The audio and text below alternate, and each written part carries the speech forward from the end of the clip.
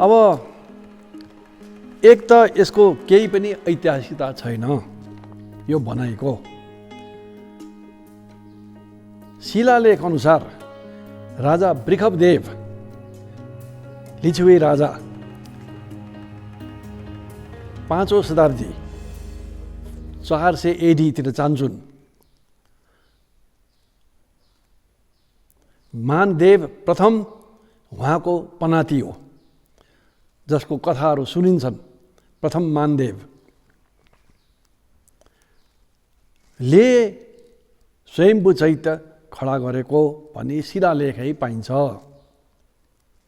र त्यसमा कहीँ पनि, किन उहाँहरू लिच्छवीहरू भएको हुनाले बुद्ध धर्म र हिन्दू धर्मलाई उत्तिकै सम्मान गर्थे।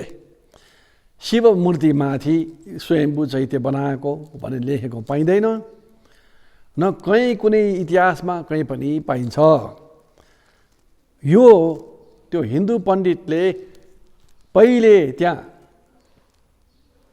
ज्योतिर थियो, त्यो ज्योतिर हिन्दू शब्दावलीमा ज्योतिर्लिङ्ग भन्ने भएको हुनाले लिङ्ग भनेको शिवको लिङ्ग भएको हुनाले शिव भएको हुनाले शिव होला भन्ने अन्दाज गरेको हो। तर त्यो पनि उही जति जति काला महादेवको साला भने जस्तो जहाँ पनि ज्योति देखा पर्यो त्यो ज्योतिर्लिङ्गै हो। अनि त्यसै गरी त्यो लिङ्गै हो, शिवकै लिङ्ग हो। अनि त्यसै गरी त्यो शिव लिङ्गमाथि शिवको मूर्तिमाथि चैत्य बनायो या के बनायो भन्ने जस्तो कुरा हो। यसमा पुरै गलत फेम विचार हो।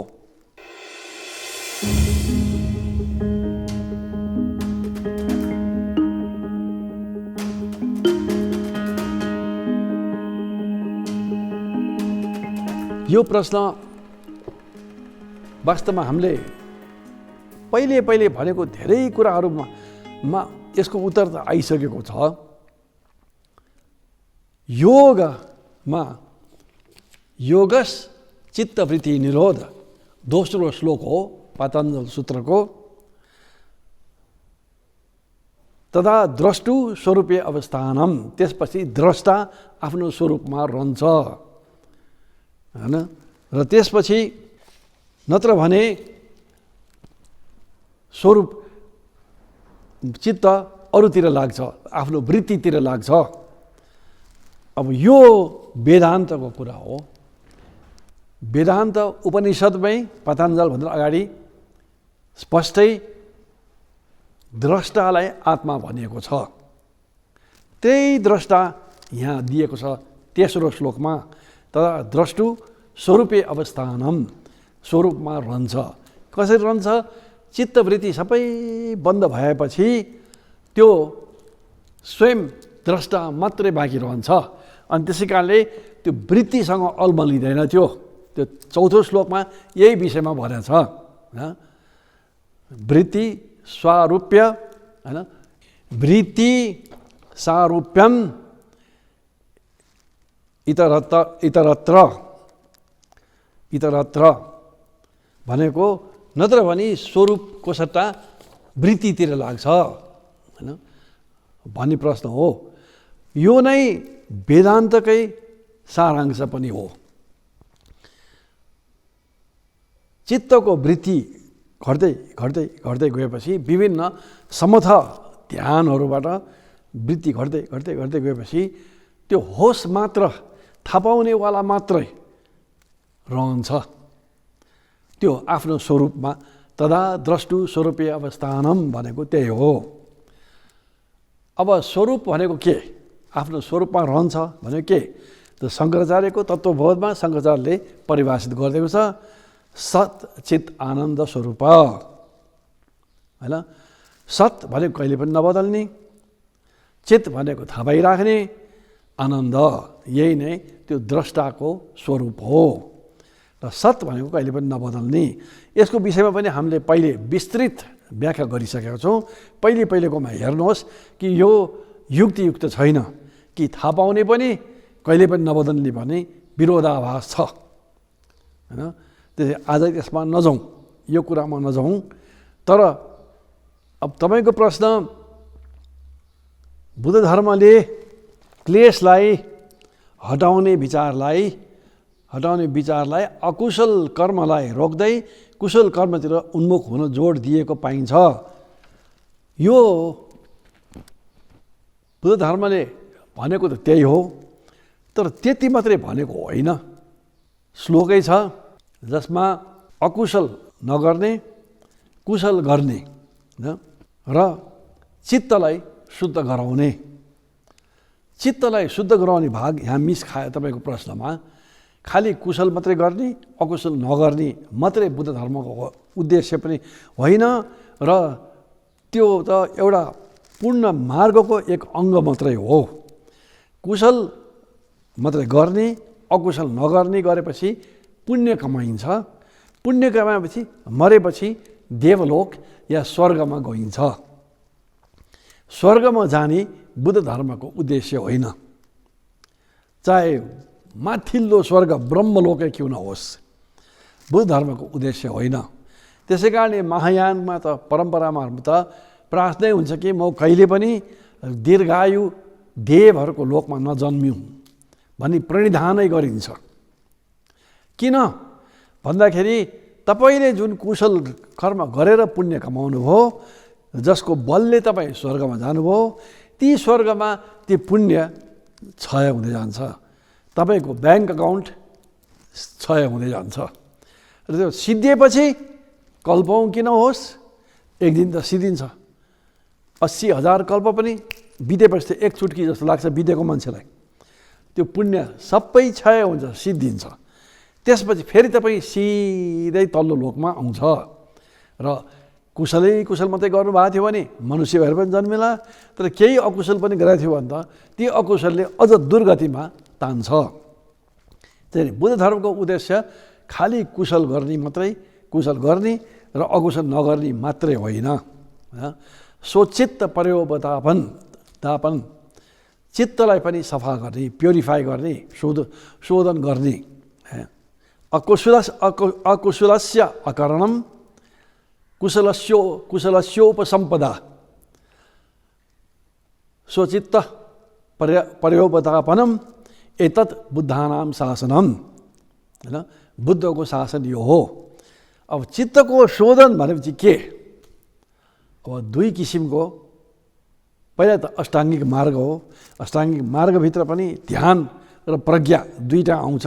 सम्यक दृष्टि प्रज्ञासँग जोड्छ, लास्टमा सम्यक समाधि समथसँग ध्यान छ र त्यो दुईटा कम्बाइन गरेर ज्ञान प्राप्त हुने हो, ताकि स्वर्ग गइन्न, देवलोक गइन्न, ज्ञान अवस्थामा गइन्छ। होइन, बुद्ध धर्मको उद्देश्य यो हो। अब अघिको तपाईँको प्रश्न जाउँ कि चित्तवृत्ति निरोधले के गर्छ? समाधिमा लग्छ। समाधि भनेको के हो? समथसँग सम्बन्ध छ। समथ भनेपछि के हो? ब्रह्मलोकहरूसँग सम्बन्ध छ। समाधि जानु सक्ने व्यक्तिहरू र बारम्बार गएर त्यसको अभ्यास गर्नेहरू मरेपछि ब्रह्मलोक गइन्छ। र यो पनि न श्रावकयानको न महायानको उद्देश्य हो, ब्रह्मलोक जानु मात्रै। र कुरा त त्यही हो, ब्रह्मलोकमा कयौँ कल्पपछि पुण्य क्षय भएपछि फेरि फर्किन्छ। होइन, समाधि कहिलेसम्म रहन्छ? पुण्य रहेसम्म। समाधि जानु पनि पुण्य चाहिन्छ। त्यसै कारण चित्तवृत्ति निरोध मात्रै गरेर स्वतसिद्ध ज्ञान प्राप्त हुँदैन। तर यहाँ त्यो द्रष्टामा स्वरूपमा रहन्छ र त्यही द्रष्टा चिन्नु ज्ञान हो भनी शङ्कराचार्यको वेदान्त हो। त्यो द्रष्टा म हुँ, अहम ब्रह्मास्मि, यो आत्मा ब्रह्म हो, मेरो आत्मा हो, यो आत्मा ब्रह्म हो, अयम आत्मा ब्रह्म भन्ने शङ्कर वेदान्त या वेदान्तैमा पनि उपनिषदमा पनि भनेको छ यी शब्दहरू त। किनभने यी चार महावाक्य त उपनिषदभित्रै आउँछ। होइन, अब यो बौद्ध धर्मको लागि अनन्त विज्ञानको विज्ञान अनन्तायन भन्ने शब्द छ को समाधि मात्रै हो। त्यो पनि समाधि लायो भने, समाधि लाएन भने त त्यो पनि होइन। होइन, र त्यसको समाधिमा रहने व्यक्ति अरूप धातु ब्रह्मलोकमा जन्मिन्छ र कयौँ कल्पसम्म त्यहाँ 10,000 कल्प 20,000 कल्पसम्म त्यहाँ बिताएपछि फेरि जाग्छ र फेरि पाँडाले हाने जस्तो तल सिधै आउँछ। त्यसै कारणले बुद्ध धर्मको क्लेश क्षय गर्नेसँग मात्रै सम्बन्ध होइन। यो बुद्ध धर्मको विधि विधानसँग सम्बन्ध छैन होइन। अस्तिको पाला पनि श्री गोयङ्काज्यूले पतञ्जलि सूत्रमा विपसना छ भन्ने प्रसङ्ग पनि यो डिटेलमै आइसकेको छ। त्यसलाई पनि हेर्नुहोस् यदि तपाईँले हेर्नु भएको छैन भने। तर समथ र विपसना दुइटै गरेर अविद्या पनि नष्ट गर्नुपर्छ। र अब अविद्या के हो, केलाई अविद्या मानेको हो? अविद्याको परिभाषा सहज आत्मग्राह होइन। सहज आत्मग्राह, सहज आत्मग्राह भनेको सजिलैसँग, सहज भन्ने शब्द र सजिलो नेपाली उही हो होइन। भनेको आपसे आप भित्रैदेखि सजिलोसँग होइन आत्मालाई ग्राह पकड्ने। आत्मा भनेको के? सत। के सत? यहाँ सत छ, त्यहाँ सत छ। अब वेदान्त, शङ्कर वेदान्तमा त्यहाँ सत छैन, त्यो असत। तर हाम्रो अनुभवमा त त्यो हेर्दाखेरि त्यहाँ पनि सत छ होइन। त्यो पिलर साँच्चीकै हो, यो घर, यो रुम, यो हल साँच्चीकै हो होइन। त्यो मग साँच्चीकै हो जस्तो लाग्छ। त्यसलाई भन्छ सतको आरोप गरेको। सत होस् या नहोस् आरोपित गर्छ। तर वेदान्तले भन्छ यहाँ चाहिँ सत छ। बुद्ध धर्म भन्छ त्यहाँ पनि त्यस्तै हो, आरोपित गरेको। त्यहाँ जसरी आरोपित गरेछ अविद्याले, त्यही अविद्याले यहाँ पनि आरोपित गर्छ। अनि यो थाहा पाउनेवाला म चाहिँ साँच्चीकै छु जस्तो लाग्छ होइन। अब यो अविद्याको जरो हो। यो नकाटेसम्म अविद्या काटिँदैन। अविद्या काटेसम्म क्लेशको जरो काटिँदैन। क्लेश नकाटेसम्म मुक्ति हुँदैन। त्यसै कारणले चित्तवृत्ति निरोधले मात्रै न क्लेश काटिन्छ न अविद्या काटिन्छ। चित्तवृत्ति निरोधले क्लेशलाई मसिनो बनाएर सुसुप्त, बौद्ध भाषामा अनुशय भन्छ, सुतेको बनाउँछ।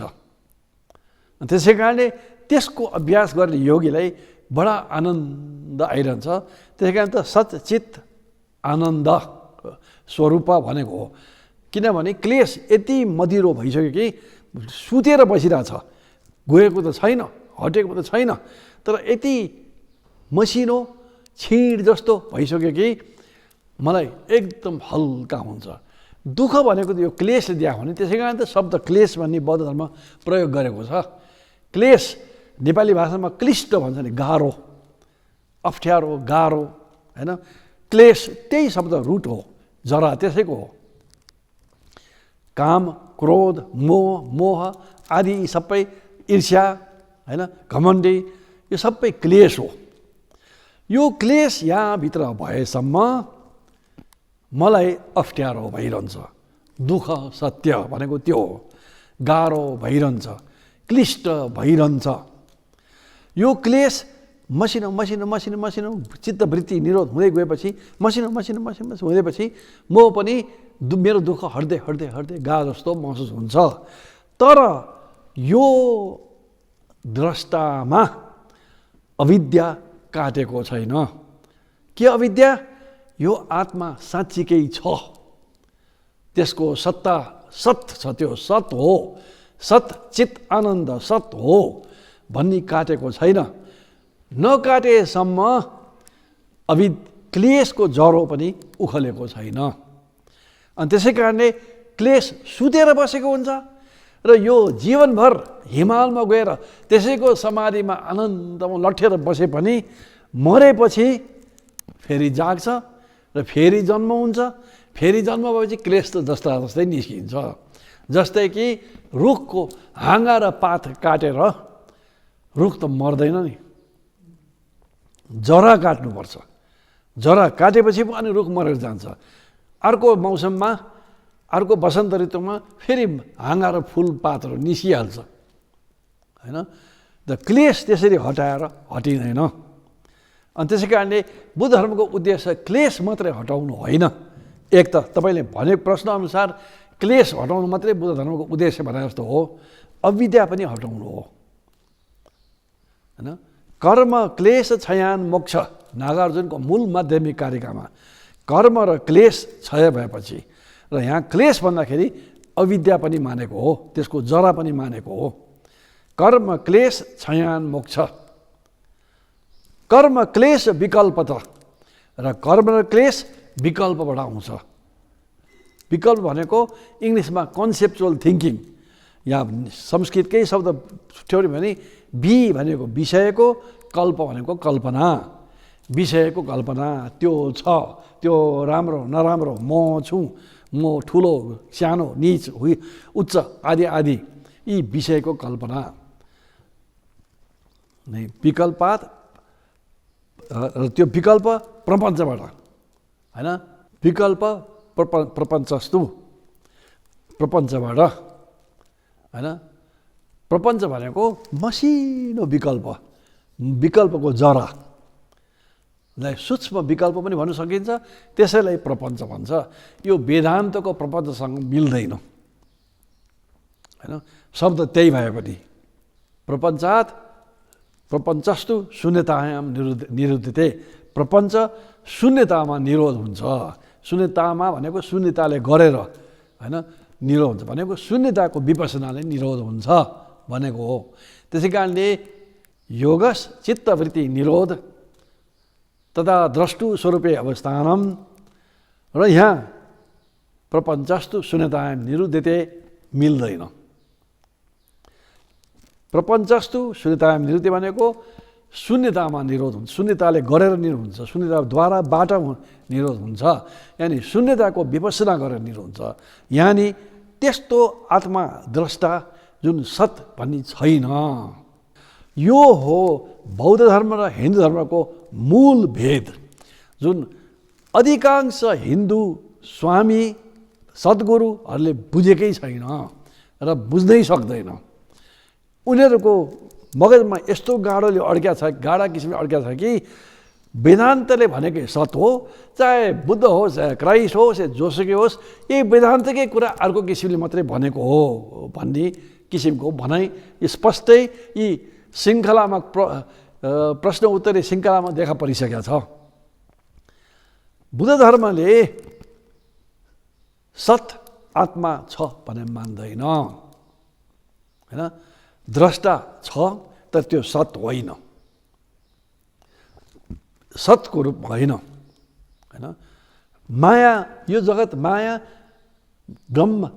ब्रह्म सत्यम जगन मिथ्या शङ्करको वचन हो र पद्म पुराण हो कि कुन पुराणबाट निकालेको हो त्यो होइन, एक पुराणबाट निकाल्नु भएको हो होइन।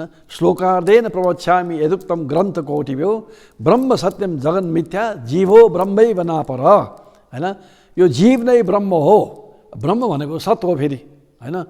अब द्रष्टा, यही द्रष्टा नै ब्रह्म हो होइन, र सत हो, सच्चित आनन्द स्वरूप हो भन्नु खोजा हो, त्यो ज्ञान मानिन्छ। यता यो द्रष्टा शून्य हो, स्वभाव छैन, यो सत होइन, मायोपम हो, माया जस्तो। मायोपम च विज्ञानम, या पालीमा मायुपम च विज्ञानम, विज्ञान पनि माया जस्तो हो। यतिसम्म भनेको छ कि प्रज्ञामा अष्टसहस्रिका प्रज्ञा पारमिता सूत्रमा भगवान् बुद्धले यद्यपि स्यात् निर्वाणात् अपि विशिष्टतरो धर्म स्यात्, यदि निर्वाणभन्दा पनि माथिको कुनै धर्म छ भनेको होइन, छ भने तम अप्यहम, त्यो पनि मायोपमम वदाम्यहम, त्यो माया जस्तो हो। त्यसै कारणले यहाँ द्रष्टा माया जस्तो होइन।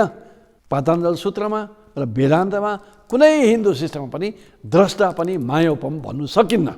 किन सकिन्न? मायोपम भन्ने बित्तिकै सम्पूर्ण हिन्दू धर्मको जग भत्किन्छ। बुद्ध धर्ममा त्यो द्रष्टा छैन, हुँदैन, त्यहाँ कसले पनि देखाएको छैन, साक्षी नै छैन, कहिले पनि भनेको छैन। तर पनि अहिलेका शङ्कराचार्यहरू जस्ता या वेदान्तीहरू चाहिँ बुद्धले चाहिँ यो साक्षी त्यो थाहा पाउने, शून्य थाहा पाउने को हा हा हा हा गरेर हाँस्छन् होइन। शून्य थाहा पाउने विज्ञान कुन चाहिँ ठुलो कुरा हो? त्यही विज्ञान पनि मायोपम हो। त्यो थाहा पाउने मायोपम थाहा पाउने विज्ञानै हो होइन। कुन ठुलो कुरा हो? यो पोइन्टै उनीहरूले बुझेकै छैन, पचाउनु पनि सक्दैन जस्तो छ होइन। किनभने सद्गुरुसँग बसेर चिन्तन मनन गरेपछि मात्रै बुझ्ने कुरा हो यो होइन। र यो कोही सद्गुरुसँग पनि, सद्गुरु भने बौद्ध सद्गुरुसँग बसेको छैन उनीहरू। उनीहरूको संस्कारमा त सत हुनैपर्छ। किन? यो सबै माया हो, त्यस कारण एउटा सत होइन हुनैपर्छ होइन, नत्र भने सबै असत हो। तर मायोपम, माया जस्तो यो पनि माया होइन हिन्दू धर्ममा, माया बुद्ध धर्ममा मायोपम होइन। पञ्चस्कन्धै मायोपम हो होइन। फेन पिण्डोपम सुत्त संयुक्त निकायमा स्पष्टै 5 स्कन्धलाई मायोपम बराबर भनेको छ। खालि मायोपम भन्ने शब्द विज्ञानसँग प्रयोग गरेछ। तर उयो फेन पिण्डोपम रूपम वेदना बुब्बुल उपमा, बुब्बुल उपमा होइन। फेन पिण्ड उपम उपमा होइन, यो भने माया जस्तै भनेको हो। त्यसै कारणले यो वी होइन होइन। यो मसिनो कुराले धेरै मान्छेहरूलाई अल्झाउँछ। र तपाईँले पनि राम्ररी बुझ्नु पर्यो कि यो एउटै कुरा होइन, एकदमै फरक हो।